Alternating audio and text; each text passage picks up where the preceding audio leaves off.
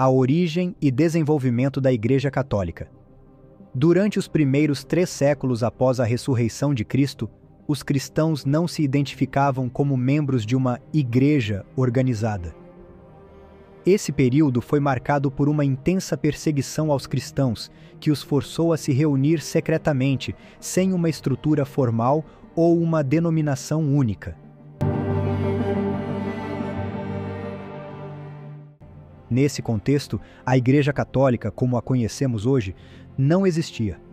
O que surgiria mais tarde como a Igreja Católica foi, de fato, uma instituição criada após a perseguição, principalmente quando o Império Romano adotou o cristianismo como religião oficial.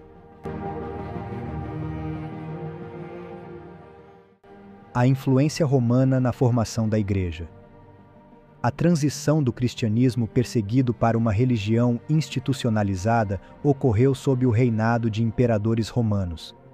Com a oficialização do cristianismo, práticas culturais e religiosas romanas começaram a ser incorporadas ao cristianismo, o que gerou uma fusão de crenças e práticas.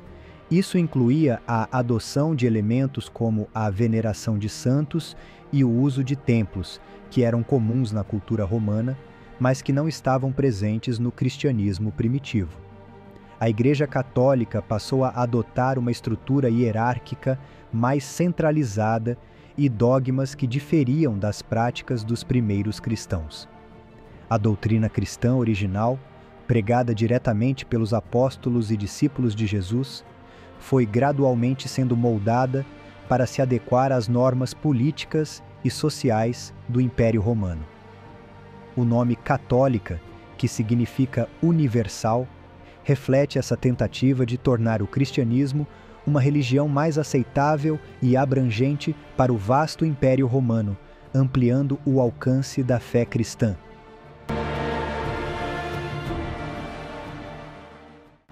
A questão do Papa e o papel de Pedro. Um dos pontos mais discutidos sobre a Igreja Católica é o papel de Pedro, considerado por muitos como o primeiro Papa.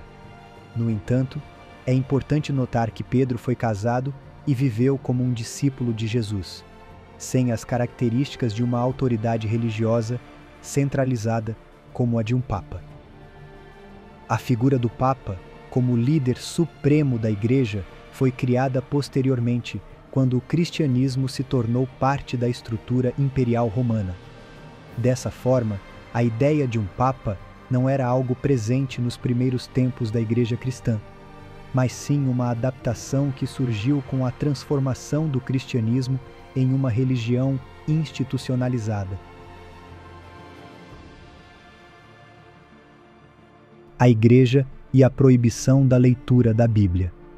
Outro aspecto importante da história da Igreja Católica foi a restrição ao acesso direto à Bíblia. Durante séculos, a Igreja Católica proibiu a leitura das Escrituras pelos fiéis, argumentando que apenas os clérigos deveriam ter acesso ao seu conteúdo. Isso contrariava o princípio fundamental de que conhecereis a verdade e a verdade vos libertará. João 8:32. A Igreja, ao controlar o acesso à Bíblia, manteve os fiéis em uma posição de subordinação, evitando que o conhecimento da Palavra de Deus fosse disseminado entre todos os cristãos. Conclusão: a distância entre a doutrina cristã original e a Igreja Católica. Em síntese, a Igreja Católica, ao longo dos séculos, distorceu muitos dos princípios do cristianismo primitivo. Elementos da cultura romana foram incorporados ao cristianismo, transformando-o de uma fé simples e direta em uma religião institucionalizada e hierarquizada. O nome católica, ou universal, foi uma escolha estratégica para expandir a religião, mas também reflete uma mudança fundamental nas práticas e doutrinas que, em muitos aspectos, se afastaram do cristianismo ensinado por Jesus e seus apóstolos. Ao longo dessa evolução, a Igreja impôs limitações ao acesso à Bíblia e à verdadeira doutrina cristã, mantendo um controle rigoroso sobre a fé dos fiéis.